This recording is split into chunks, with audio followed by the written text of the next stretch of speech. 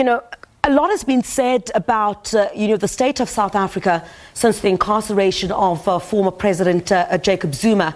There had been the riots that we'd seen in July that had taken place. That in the beginning, as I've been indicating throughout the program, all that the start of that being attributed to the incarceration of the former president, unhappiness over that. Would this decision by the Correctional Services Department somewhat contribute towards quelling some of the anger or even the unrest, because there had been threats of further violence that had also basically erupted a couple of weeks ago as well? Certainly, Chriselda, particularly when you look at the internal workings within the governing party. In fact, just a quick example of that situation. Today, there was a funeral of K.P. Mapatswe, the former chairperson, or rather the former president of MKMVA, now disbanded, and of course the former deputy minister of military veterans.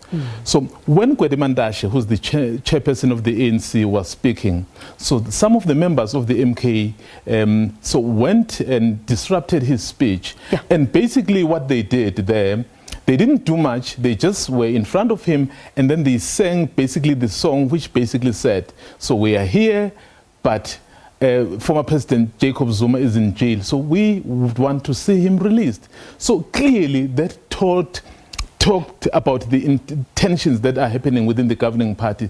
So this is probably would be a step, particularly within the governing party, but also in the country in general, as you've correctly said.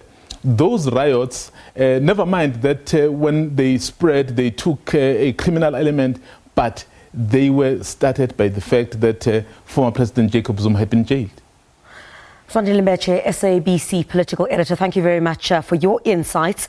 Let's bring in now legal expert, Advocate Modidima Mannya. Thank you very much indeed, Advocate, for your time. So look, I guess the question now is, with the correctional services saying that former President Jacob Zuma will be placed on medical parole, what does this mean for the other case of the former president that is coming up relating to the arms deal? Could we see the possibility of the very same circumstances where now Correctional Services is basically saying that he's been released on medical parole as a result of his ill health?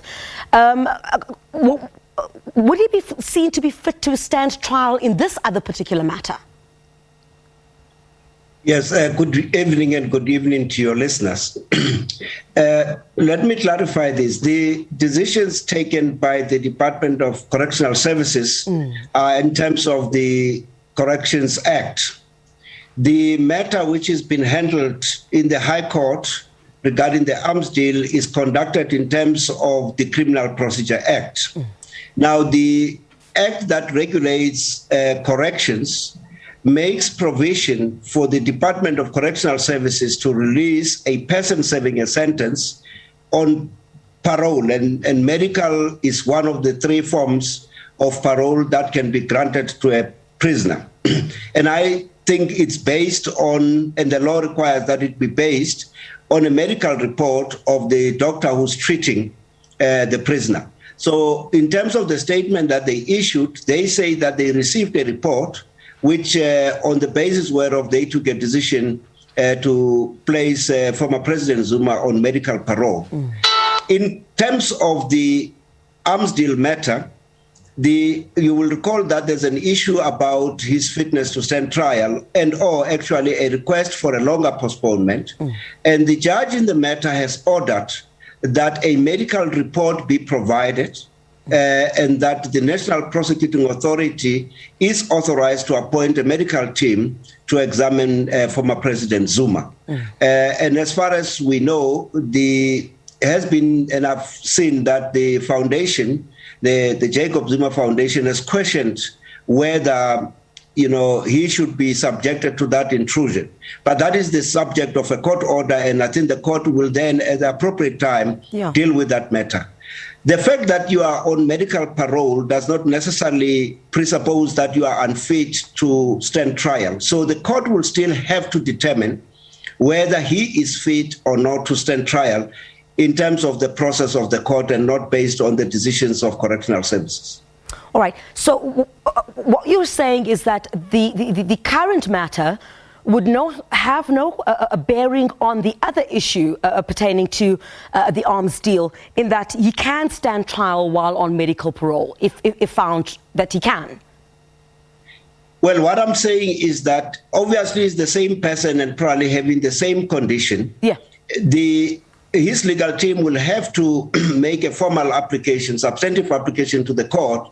If it is based on the same medical report, which I believe it will be, then that medical report will, subject to the court processes, be interrogated to determine whether it justifies a conclusion that he is not fit to stand medical trial. And what is the likelihood of that happening, Advocate? Because I think in this particular matter, the Correctional Services Department had based its decision on this medical report, which clearly, based on their decision, indicates that Mr. Zuma is not well.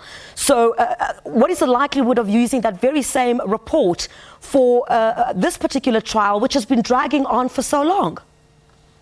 Yes, but I think as I said, we must not confuse the fact that you are not eligible to remain in prison, because there are other things. You know, one of the considerations I suppose you could make is that it is better to have a prisoner being taken care of at home by private medical doctors, instead of correctional services having to carry the burden of attending to the medical condition of the prisoner.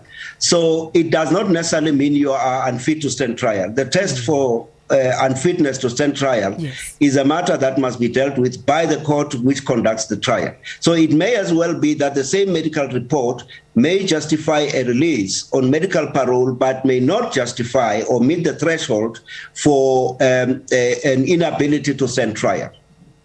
But you must also remember that depending on what the circumstances are, and because there are multiple accused in the matter, the court may decide that the trial be conducted in the absence of former President Zuma. It's provided for in the Criminal Procedure Act. All right. Thank you very much indeed for those insights. Legal expert, Advocate Modidima Mannya. We appreciate your time here.